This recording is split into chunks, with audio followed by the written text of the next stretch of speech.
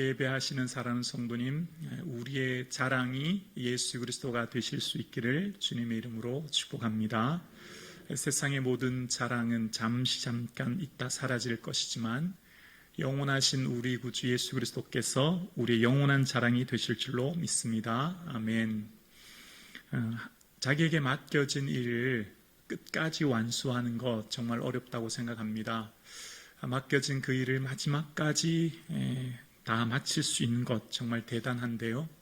어쩌면 오늘 예배 드리시는 성도님들의 삶도 각자에게 맡겨주신 하나님의 사명을 지금 부단히 이루고 또 그것을 위해 노력하고 달려가고 있는 줄로 믿습니다. 그러면 어쩌면 우리도 사무엘처럼 그 마지막 순간까지 그 맡겨진 사명을 잘 완수할 수 있을까요? 사무엘은 오늘 그의 마지막 고별 설교를 통해 그가 맡겨진 마지막 사명을 다했노라고 얘기하며 그 비결, 어떻게 그가 이 사명을 잘 완수할 수 있었는지 23절에 이렇게 말하는데요.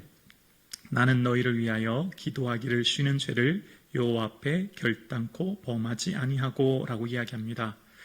사무엘이 오늘 뭐라고 하냐면 기도를 쉬는 죄라고 얘기하는데요.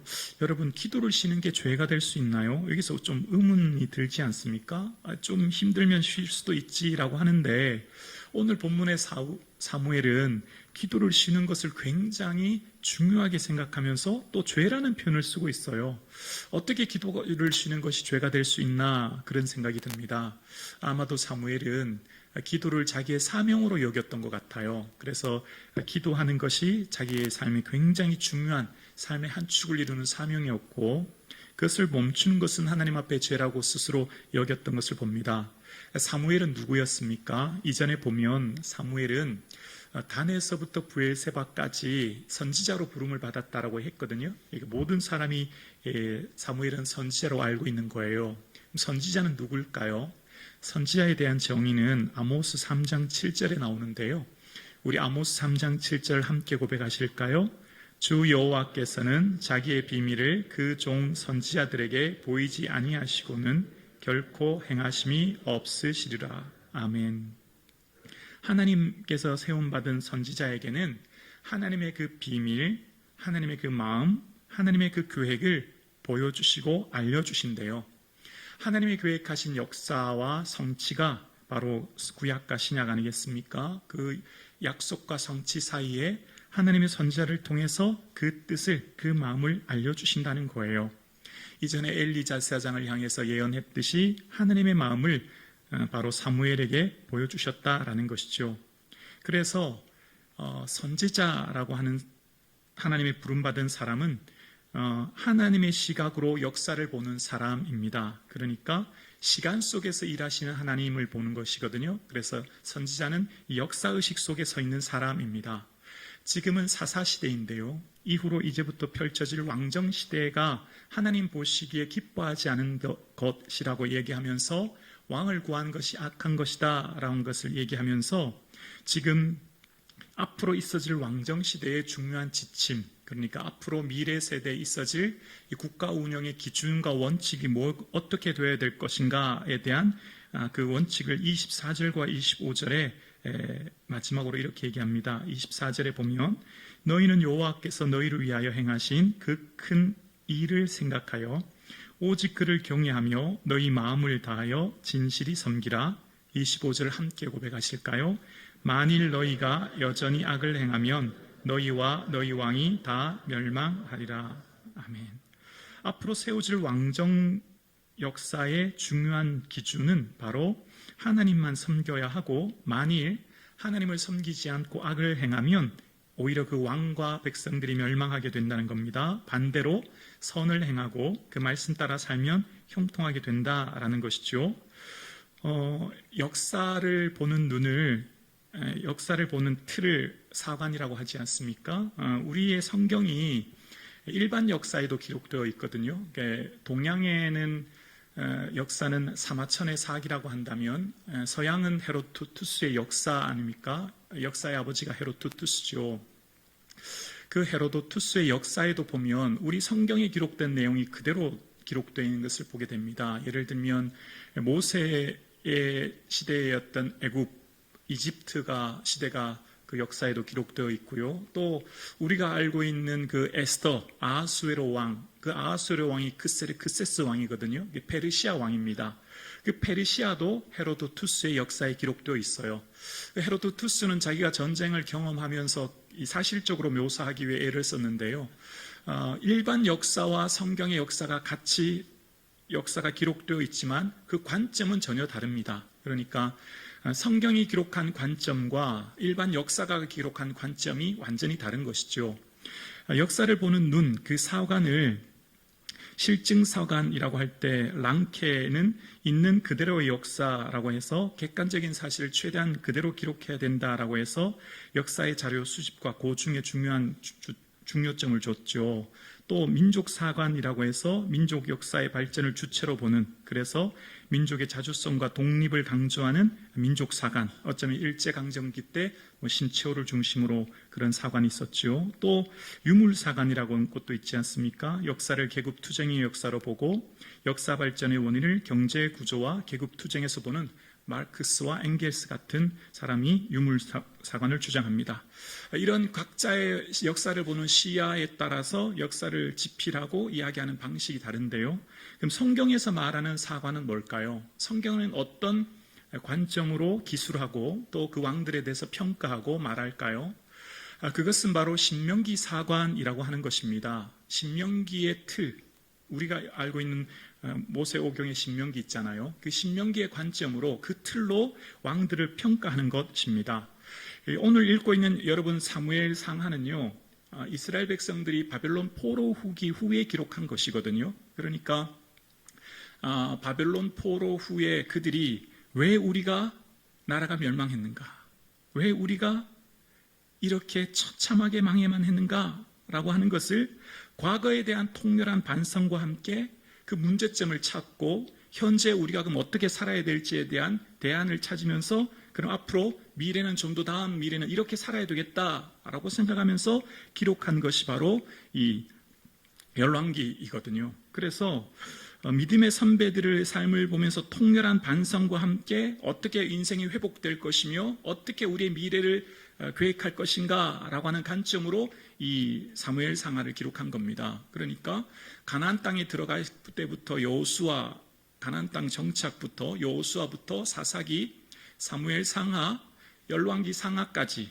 시드기야 왕까지의 역사를 이 신명기 사관이라고 하는 신명기의 말씀의 관점으로 평가하고 이야기한 것이거든요. 그래서 이 신명기에 대해서 왕들을 평가할 때는 그들의 외형적인, 그러니까 얼마나 영토가 확장되었는지, 경제적으로 얼마나 부유한지, 이웃 국가에 얼마나 영향력을 미치는지에 대한 기록이 중심이 아닙니다. 그것은 일반 왕들, 일반 세상적인 역사의 기준은 영토라든지 경제 정치적인 거잖아요. 근데 성경은 전혀 달라요. 성경에 보는 관점은 여호와 보시기에라고 하는 관점입니다. 하나님 보시기에 악한가 선한가, 이게 중요한 기준이거든요. 예를 들면 여로보암 2세는 가장 솔로몬의 왕위를 다시 회복하는 시대가 여로보암 2세거든요. 41년 부국강병을 이루어서 하맛 어기부터 아라바까지 옛 시리아 영토까지 다메섹까지 영토를 회복하는, 그러니까 우리로 말하면 무슨 광개토 대왕쯤 될까요? 엄청난 영토를 회복해요. 얼마나 대단합니까? 그리고 국가가 그만큼 강성해졌으니 기록할 때는 그 여로보암 2세에 대해서 아주 장황하게 기록할 수 있잖아요. 그런데 열왕기 하 15장에 보면 한 7장 절로 그냥 요약해버리고 맙니다. 크게 기록하지 않아요. 그리고 첫 구절을 어떻게 시작하냐면 여호와 보시기에 악하여 라고 하면서 기록해요. 그러니까 성경에서 보는 관점은 어떤 외형적인 지위, 명예, 부효에 있지 않고 하나님이 어떻게 보는가가 중요한 기준, 관점이라는 거죠. 그 관점으로 어쩌면 우리의 삶도 다시금 살펴볼 수 있는 겁니다. 오늘 예배 드리시는 성도님, 저와 우리의 삶을 평가할 때 세상이 보는 관점과 시야가 아니라 하나님이 나를 어떻게 보시는가가 중요한 관점이 되는 것이죠. 우리의 관점, 그러니까 우리가 살아가는 삶의 방식과 내용, 우리를 평가할 때 우리가 무엇이 우리의 기준이 되어야 하는가라는 겁니다. 그것은 바로 성경이 역사를 평가했던 것처럼 성경이 나를 어떻게 평가할 것인가가 굉장히 중요한 기준이 되는 거죠. 그래서 성경이 우리를 어떻게 평가할까요? 하나님 보시기에 우리의 삶을 평가하는 겁니다. 다시 말하면 여러분 너무 기죽지 마세요. 여러분 너무 풀들고 사지 마세요. 하나님은 여러분을 그렇게 세상의 평가처럼 말하고 있지 않습니다. 하나님은 하나님께서 여러분을 하나님의 사람으로 세우신 것이지요. 여러분, 우리의 삶 가운데 어쩌면 이 세상은 자본주의 하에 살아가는 능력주의 사회를 살고 있지 않습니까? 경쟁의 끝에 승리가 미덕이 된 현대사회는 가진 것의 능력을 최대한 펼쳐 성공하면 그 능력에 따른 보상은 당연한 것이고 그 자격이 있기 때문에 어쩌면 이 성과주의 사회에서 능력에 따른 삶은 자신의 삶이 누리는 것이 당연한 것을 살고 있습니다. 그래서 성공한 사람은 어쩌면 존경받지만 실패한 사람은 좀 멸시받는 이런 사회를 우리가 살고 있지 않습니까?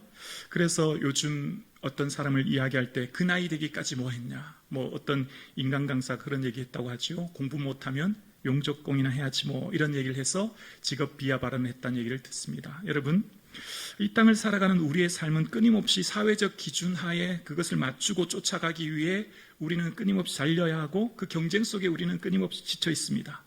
그런데 또한 우리가 다시 우리 자신을 한번 냉정하게 살펴보고 평가해야 될 기준은 성경이 나를 어떻게 보고 하나님 나를 어떻게 보시는가가 훨씬 더 중요한 기준이요 가치가 되는 것이죠.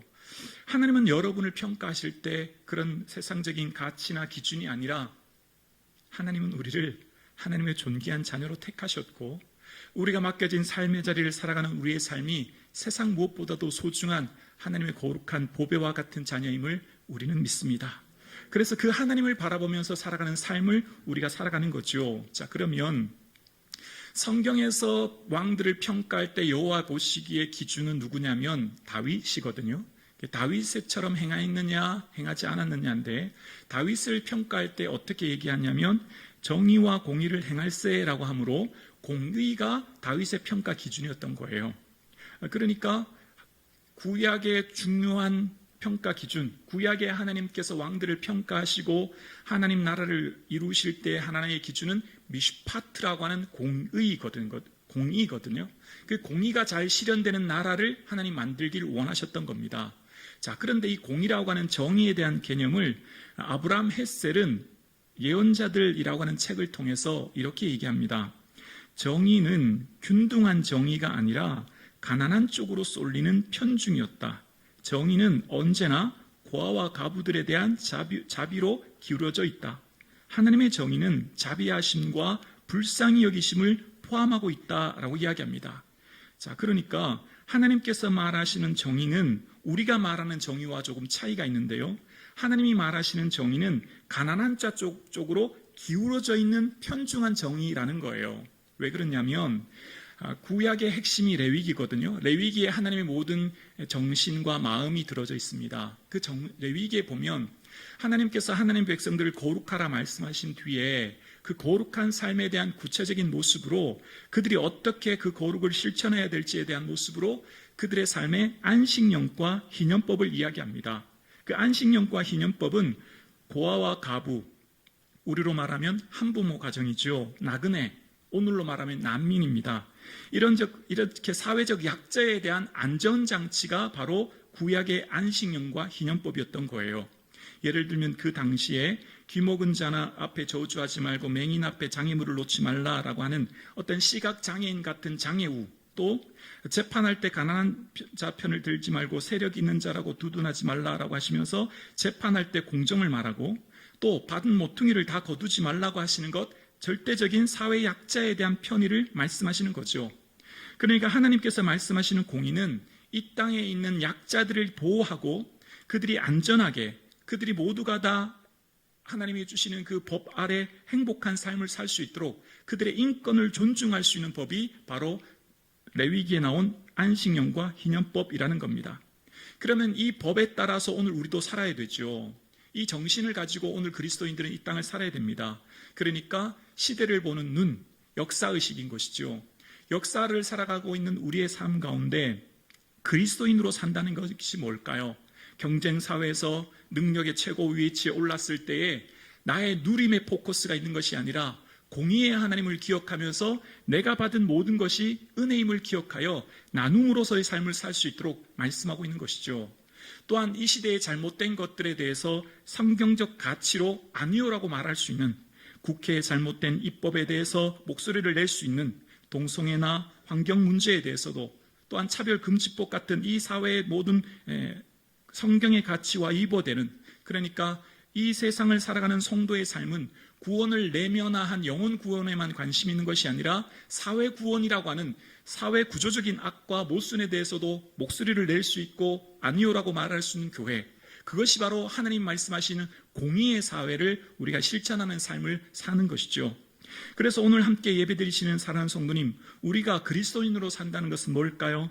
이 땅에 그리스도인으로 산다고 하는 것은 나의 삶을 통해 하나님의 공의가 드러나도록, 나의 삶을 통해서 이 땅의 사회의 모든 부조리와 사회 약자에 대한 하나님의 마음을 드러낼 수 있는 삶, 그래서 그 정신을 살아낼 수 있도록 우리의 삶이 구체적으로 하나님의 어떤 분인가를 보여주는 삶을 살도록 말씀하시는 겁니다. 함께 예배드리시는 사랑하는 성도님들의 삶을 통해 하나님의 공의가 이 땅에 드러날 수 있기를 주님의 이름으로 축원합니다. 사무엘은 젖된 후부터 나신이로 살았습니다. 아버지 엘가나와 어머니 한나에 의해서 원치 않은 삶을 살았습니다. 내 의지와 상관없는, 어쩌면 부모님의 강요에 의해 내몰린 인생이 사무엘이 아닐까요? 자기의 의지와 상관없어요. 이미 젖된 후부터 성전에서 살아야만 했습니다. 사무엘의 입장에서 한번 생각해 보면 그의 삶이 얼마나 힘들었을까를 생각해 봅니다. 자유를 박탈당한 그 원망의 삶이 있지 않았을까요? 내가 왜 이렇게 살아야만 하는가? 라고 하는 불평 말입니다. 그런데 사무엘은 오늘 마지막 골별 설교를 할 때까지 나실인으로서의 삶을 충실히 살아냅니다. 어떻게 그것이 가능했을까요? 성도로 살아간다고 하는 것, 그 두 번째 축은 바로 사명의식인데요. 우리는 모두가 공간이라고 하는, 가족이라고 하는 공간에 속해서 살고 있습니다. 우리는 모두가 내가 내 뜻과 의지와 상관없는 내 가정의 삶의 자리를 만나 지금 내가 살고 있는 것이죠. 그래서 역사라고 하는 시간의 시줄과 가정이라고 하는 공간의 날줄이 얽혀서 지금 내가 여기 서 있는 것입니다. 그러면 내가 지금 여기 서 있는 나의 삶이 어떻게 사명을 이룰 것인가 라는 거예요. 사무엘은 어떻게 내 의지와 상관없는 삶을 충실히 살 수 있었는가 라는 것입니다. 사무엘이 그 맡겨진 사명을 충실히 살 수 있었던 것, 다시 한번 오늘 본문이 말하고 있죠. 바로 23절에 말하면 기도에 쉬는 죄를 범치 않은 삶, 하나님 앞에 기도함으로 하나님이 내게 뭘 원하시는지를 깨닫는 삶을 살았던 거예요. 여러분 아시죠? 어렸을 때 사무엘은, 엘리는 자기 처소에 누웠지만 아직 어렸던 사무엘은 여호와에게가 있는 여호와의 전에 누워 있을 때 하나님의 음성을 들었다는 것을요. 사무엘의 인생은 마치 한나와 같이 성전을 떠나지 않고 끊임없이 기도함으로 그의 삶을 살았던 것을 봅니다. 그러면 기도는 뭘까요? 기도란 구체적으로 뭘 말할까요? 오늘 본문 16절에 기도에 대한 정의가 이렇게 담겨져 있다 생각합니다. 우리 16절 함께 고백하실까요? 너희는 이제 가만히 서서 여호와께서 너희 목전에서 행하시는 이 큰 일을 보라. 아멘. 기도는요, 하나님이 행하시는 것을 보는 것입니다. 왜죠? 하나님이 역사를 창조하셨고 하나님 역사를 이끌고 계시고 하나님 역사의 종말까지 인도하시는 분이 하나님이에요. 그래서 세상 역사와 달리 신명기 사관의 관점은 여호와의 손이라는 표현이 등장해요. 뭘 말하고 있죠? 하나님께서 주관하고 계신다는 겁니다. 인간의 투쟁과 경쟁과 인간의 능력으로 이 역사가 이루어지는 것이 아니라 하나님의 손에 의해, 하나님의 주권에 의해 역사가 이루어지고 있음을 말하는 거예요. 기도는 뭐죠? 하나님이 행하신 것을 보는 거예요. 창조주 하나님께서 이 땅을 이끌고 계시고 그 경륜하신 하에 우리의 인생과 교회와 민족과 열방을 통치하고 다스리심을 보는 것, 여호와께서 행하시는 것을 보는 사람은 어떻게 해요? 가만히 서서. 이 표현은 모세와 사무엘 딱 두 사람만의 고백인데요, 다 이 고백은 기적 앞에 했던 고백입니다. 홍해 앞에, 그리고 우레와 비 앞에. 그들이 힘과 능력으로 할 수 없는 절대 불가항력적인 일 앞에, 기적적인 사건 앞에 하나님께서는 가만히 서 있으라는 거예요. 뭐죠? 하나님께서 이처럼 역사를 주관하고 통치하고 인도하고 계심을 너희 눈으로 보라는 거죠.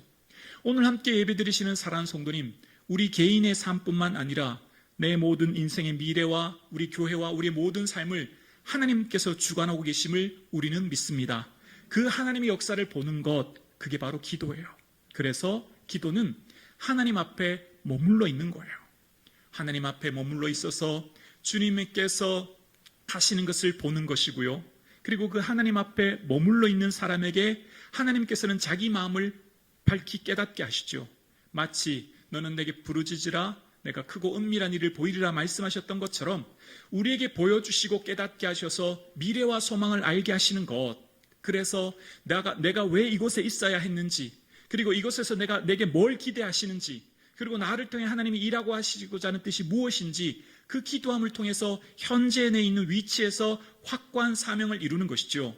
그래서 사명의식이라고 하는 것은 내가 속한 공간에서 이룰 수 있는 것이고, 역사의식이라고 하는 것은 세상을 보면서 이 역사 속에 내가 어떻게 살아야 될지를 보게 되는 것이죠. 그래서 오늘을 살아가는 저와 여러분의 삶에 하나님께서 맡겨주신 그 사명을 저와 여러분이 충실히 이룰 수 있기를 주님의 이름으로 축원합니다. 우리가 주님 앞에 머물러 있기가 참 어려운 시대가 되었습니다. 어쩌면 현대인들은 끊임없이 자신의 삶을 추적당하고 조종당하고 길들여지는 인생을 산다 생각합니다. 왜냐하면 빅테크 기업이, 온라인 플랫폼이 여러분을 끊임없이 괴롭히거든요. 도둑맞은 집중력이라고 하는 책을 봤더니 그런 얘기가 있더라고요. 여러분, 오늘 예배드리러 오실 때 만약에 집에 휴대폰을 두고 오셨다면 아차, 얼른 다시 들어가서 가지고 나오시지 않습니까? 이제 휴대폰은 내 몸의 일부가 되었습니다. 이제 휴대폰 없이는 살 수 없는 우리가 되었지요. 그런데 우리는 이 휴대폰에 의해서 여러분 보는 짧은 숏폼 같은 거에 의해서 중독되고 조종당할 위험이 크다는 거예요. 미국의 심리학자 스키너의 얘기를 인용해서 얘기하는데요. 어떤 행동이 지속되거나 중단되는 것은 행동에 따른 보상에 따른 결과다라고 얘기하면서 이 심리학자 스키너는 이런 얘기를 합니다. 비둘기에게 탁구를 치기도 할 수 있고, 토끼에게 동전을 저금통에 넣을 수 있게도 하고, 돼지에게 청소기를 돌리게도 할 수 있다는 겁니다. 이게 어떻게 가능한가 하면, 비둘기를 새장 안에 놓고 비둘기가 어느 순간 우연히 하늘을 쳐다봤을 때 먹이를 딱 준다는 거예요. 그러면 먹이를 먹은 다음에 또 이렇게 있다가 또 위를 봤을 때 먹이를 주면, 이게 반복되면 비둘기가 이게 학습이 된대요. 아, 내가 고개를 들면 하늘에서 모이가 떨어지는구나 라고 생각한다는 겁니다. 그러면 이 행동이 강화된다는 겁니다. 보상을 줬을 때 그 특정 행동이 강화된다는 거죠. 그렇게 해서 동물들을 조종할 수 있다는 겁니다. 이게 빅테크 기업에서 사용하는 강화 훈련이 이런 방법이다라고 이야기합니다. 인스타그램 설계자들이 이런 것들을 모방했다는 거죠. 좋아요나 구독 같은 조회수를 통해서 사람들이 그것에 반응하도록, 그래서 무한 스크롤이라고 하는 것을 통해서 과거에는 페이지를 내가 의미로 클릭을 해야 되지만 이제는 무한으로 숏폼이 계속해서 우리에게 띄워줘서 거기에 나도 모르게 중독되게 한다는 거죠. 내가 이제 휴대폰을 놓으려고 하면 좋아하는 영상 더 있으니까, 노래하는 영상, 아기 영상 더 있으니까 조금 더 봐, 이렇게 나를 끌어당긴다는 거예요. 그래서 나도 모르게 쏟아지는 이런 정보의 홍수 속에, 이런 여러 가지 이 시대 문화적 속에 우리는 끊임없이 길들여질 수 있고, 또 특히 이런 것들은 부정평향이라고 해서 증오, 파괴, 말살 같은 자극적인 내용을 통해서 우리를 더 자극한다는 것이죠. 그래서 우리가 주님 앞에 끊임없이 머물러야 할 우리의 마음이, 우리는 끊임없이 세상적인 관점과 이런 것들에 휩쓸리기 쉬운 시대를 우리가 지금 이미 살고 있는 겁니다. 여러분, 이런 시대에 우리가 어떻게 살아야 될지에 대한 자각, 그리고 새로운 마음가짐이 오늘 있어야 되는 것이죠. 오늘 함께 예배하시는 사랑하는 성도님, 우리의 시선이 주님을 향해 머물 수 있기를, 우리의 마음이 끊임없이 주를 바라보고 주 앞에 머물러 있기를 소원합니다. 우리가 마음은 원하지만 세상의 가치와 문화와 시대의 흐름에 우리가 끊임없이 떠밀려가기 쉬운 이 시대를 살고 있는 저와 여러분의 삶에 끊임없이 물결을 거슬러 올라 하나님이 원하시는 뜻이 무엇인가를 역사를 통해 볼 수 있는 역사의식과 내 삶의 자리를 통해 일하시고자 하는 하나님의 뜻이 무엇인지를 볼 수 있는 사명의식이 있을 수 있기를 주님의 이름으로 축원합니다.